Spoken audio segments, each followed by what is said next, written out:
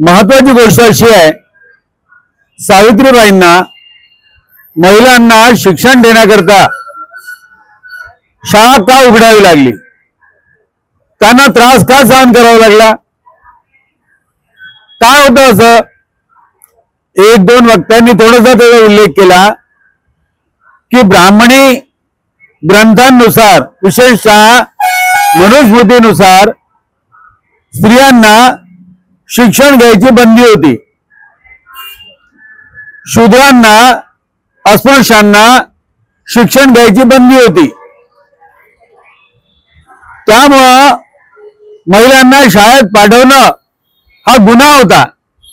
आणि अशा काळात सावित्रीबाईंनी आणि फुल्यांनी शाळा उघडल्या आणि महिलांना शिक्षण बंदीची जी रूढी होती, जी धार्मिक प्रथा होती, ती मोडली. त्यामुळे शिक्षण सुरू झालं. आजच्या काळात काय परिस्थिती आहे?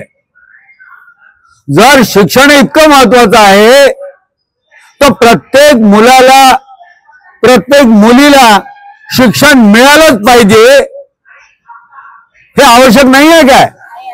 हे संविधान लागू झाल्यापासून 10 वर्षाच्या आत, म्हणजे 26 जानेवारी 1960 पर्यंत वय वर्ष 6 ते 14 या वयोगटातल्या सगळ्या मुलांना शिक्षित केलं जाईल.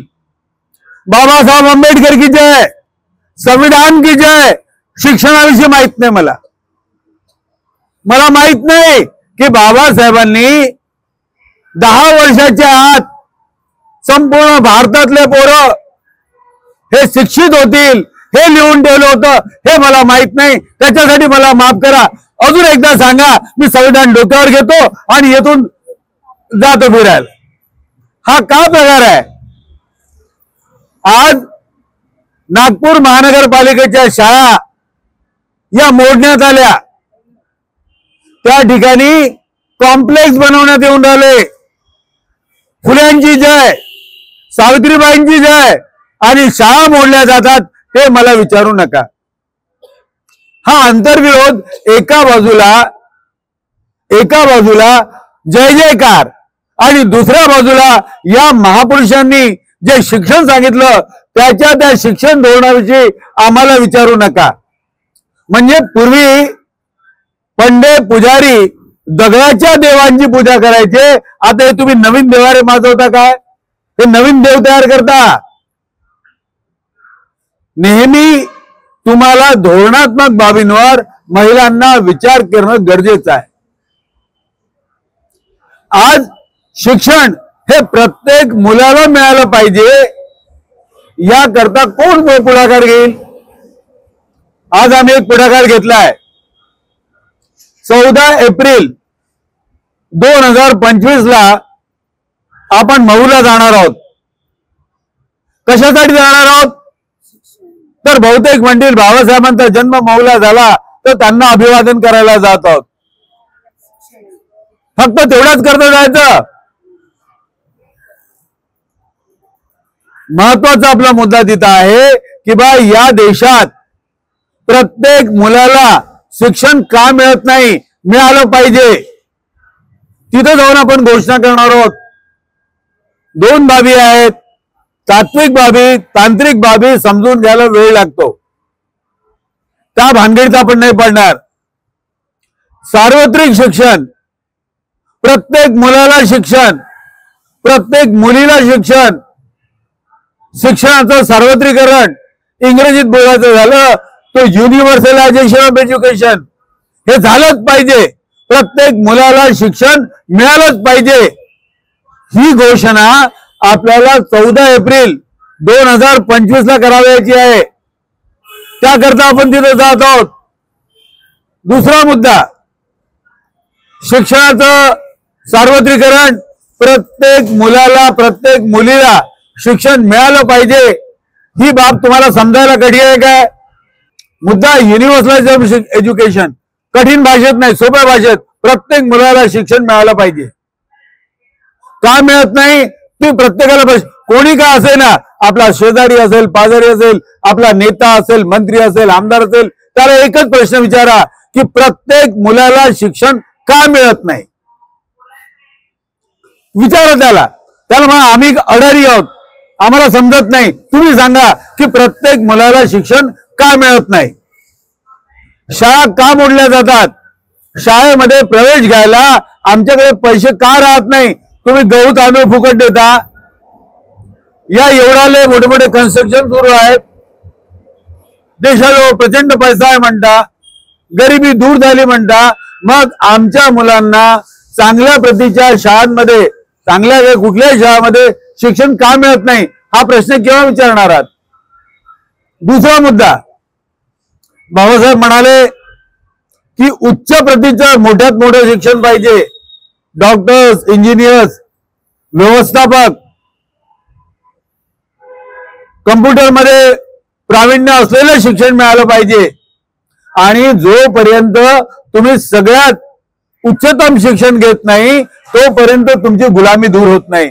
आपला दुसरा मुद्दा तिथं आहे की अनुसूचित जाती जमाती, विमुक्त भटके यांना उच्च शिक्षण मिळालं पाहिजे.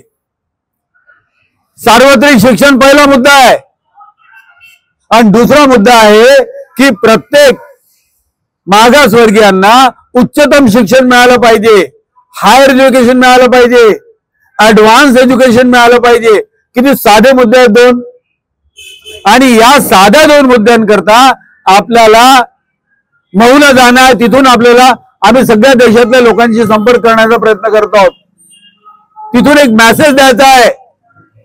मग तुम्ही आमच्या सोबत आहात, याल मग मौला, याल की नाही मौला, याल. नागपुरात काय कराल, प्रत्येक विहारात जा आणि प्रत्येक विहारात जाऊन दोनच गोष्टी बोला. प्रत्येक विहारात सांगा सावित्रीबाईंचे गुणगान करा, रमाईचं गुणगान करा, पण आपल्या प्रत्येक मुलाला शिक्षण का मिळत नाही याच्याविषयी विचारा. म्हणते असतात विहारात, माताजी असतात विहारात, त्यांना विचारा की प्रत्येक मुलाला शिक्षण का मिळत नाही. विहारात जाल प्रत्येकाची, आता प्रत्येक विहारात जाऊन हा आपण पोस्टर्स काढू, पॉम्पलेट काढू, विहारात लावू की प्रत्येक मुलाला शिक्षण का मिळत नाही. आम्ही अडाणी आहोत, आम्हाला नाही समजत, तुम्ही सांगा काय अडचण आहे. पैशाची अडचण आहे. मग देशाचं एवढं मोठं बजेट आहे, महाराष्ट्राचं बजेट आहे. महाराष्ट्राचं बजेट आता सांगपणे 6 वरून 7 लाख कोटी रुपयांचं बजेट आहे. मग एवढं बजेट असताना मुलांना शिक्षण का मिळत नाही. हा मुद्दा तुम्हाला विहारात जाऊन, वस्त्यांमध्ये जाऊन, प्रत्येक संस्थेमध्ये जाऊन हा मुद्दा विचारला नाही. आणि फक्त इथं किंवा घरी किंवा कार्यक्रमात फुलेंची जय, सावित्रीबाईंची जय, रमाईची जय, बाबासाहेबांची जय, हे बरोबर आहे काय. म्हणजे जय जयकार करायचा, पण त्यांनी सांगितलेलं काम हे विसरून जायचं, हा मुद्दा नाही चालला. मला काही गोष्टी माहीत झाल्या, त्यांचं मी तुमचं अभिनंदन करतो. फक्त एकच शेवटचा आपण मुद्दा घेऊ. 14 एप्रिलचा कार्यक्रम लक्षात आला, हो किंवा नाही. दोनच उद्देश. 14 एप्रिलला जाऊन 2 घोषणा करायच्या आहेत. शिक्षणाचं सार्वत्रिकरण झालं पाहिजे, प्रत्येक मुलाला शिक्षण, प्रत्येक मुलीला शिक्षण हे मिळालंच पाहिजे. दुसरी बाब, अनुसूचित जाती जमाती, विमुक्त भटके आणि मागासवर्गीयांना उच्चतम शिक्षण मिळालं पाहिजे, हायर एज्युकेशन मिळालं पाहिजे. काही शंका आहे, उद्देश समजले. आता कोणाला काही जास्त हे करायची गरज नाही. तुम्ही प्रत्येक ठिकाणी जाऊन सांगा की मी 14 एप्रिलला मौला जाणार आहे. बाबासाहेबांना अभिवादन करणं हे तर आमचं प्रथम कर्तव्य आहे. पण त्याचबरोबर बाबासाहेबांनी, फुलांनी, सावित्रीबाईंनी, रमाईंनी जे सांगितलं की जे शिक्षण सांगितलं, त्या शिक्षणाकरता मी तिथं 2 घोषणा करणार आहे की शिक्षणाचं सार्वत्रिकरण व्हावं, प्रत्येक मुला मुलीला शिक्षण मिळावं, त्याचबरोबर उच्चतम शिक्षण मिळावं. मी याकरता मौला जाणार आहे. आणि त्यांना म्हणा की जर तुम्ही आमच्याशी सहमत असाल तर चला आमच्या बरोबर. आणि चालत नसाल तर आम्हाला मदत करा या कामाकरता। राज्यामध्ये जो पैसा येतो तो पैसा फक्त मुठभर लोकांना जातो,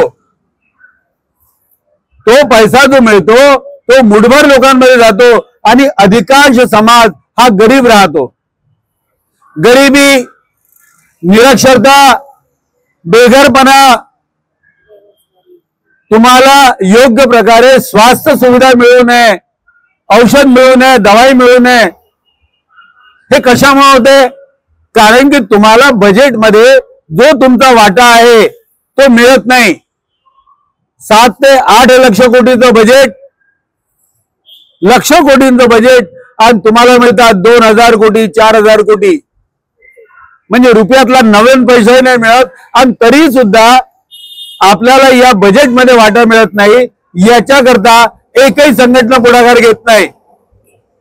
बजेटमध्ये वाटाचा लढा हा आपल्या गरिबी विरुद्धचा लढा आहे, आपल्या दारिद्र्या विरुद्धचा लढा आहे, आपल्या बेरोजगारी विरुद्धचा लढा आहे, आणि हे आपण आपल्या समाजातल्या लोकांना केव्हा समजावून सांगणार आहोत? तर लक्षात ठेवा, ज्या प्रकारे शिक्षणाचा लढा महत्वाचा आहे त्याच प्रकारे बजेटमध्ये वाटा आणि वाट्याकरता कायदा महत्वाचा आहे। ते तुमच्या गरिबी विरुद्धचा लढा आहे, तो तुमच्या दारिद्र्या विरुद्धचा लढा आहे, तो तुमच्या अभावाविरुद्धचा लढा आहे।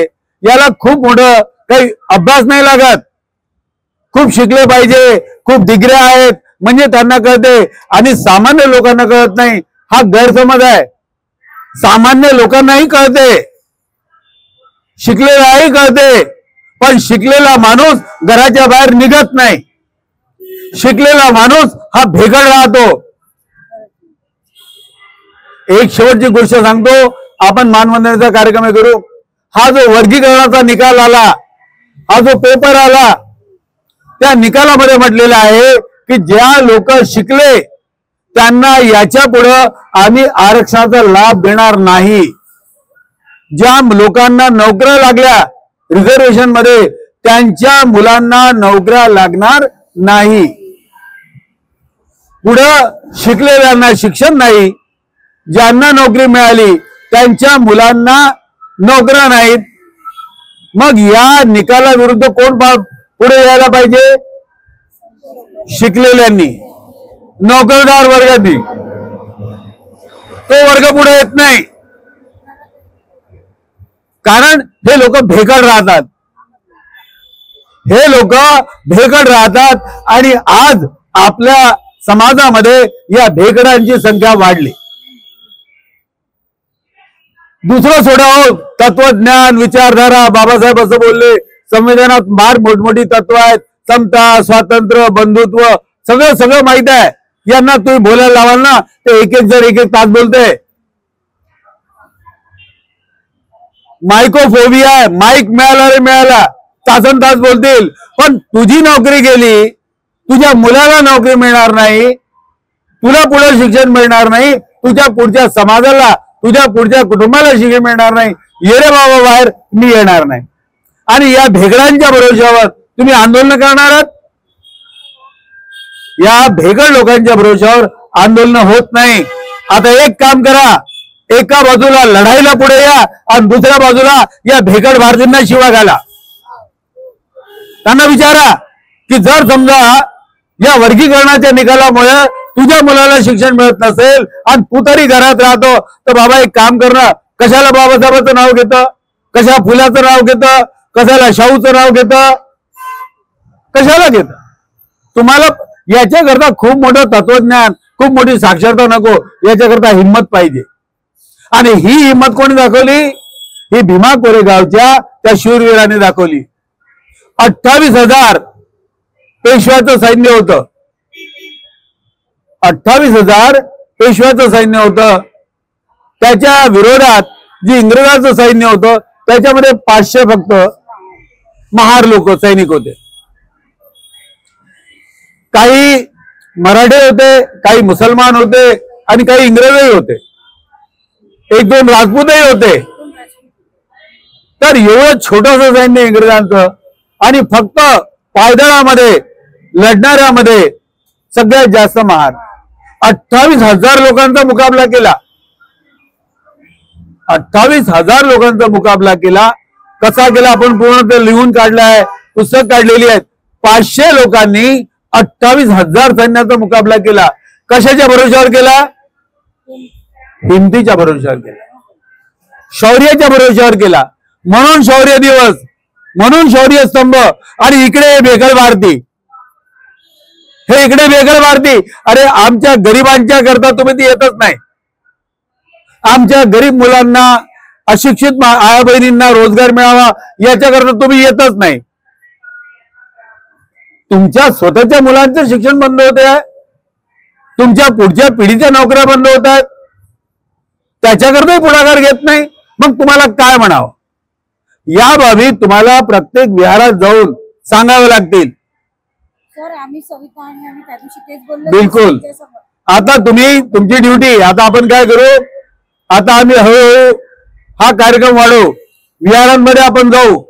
नाही बोलता आलं हरकत नाही, पोस्टर लावू, कागद वाटू आणि याच्यानंतर प्रत्येक वस्तीमध्ये दलाची शाखा उघडावी याकरता प्रयत्न करू.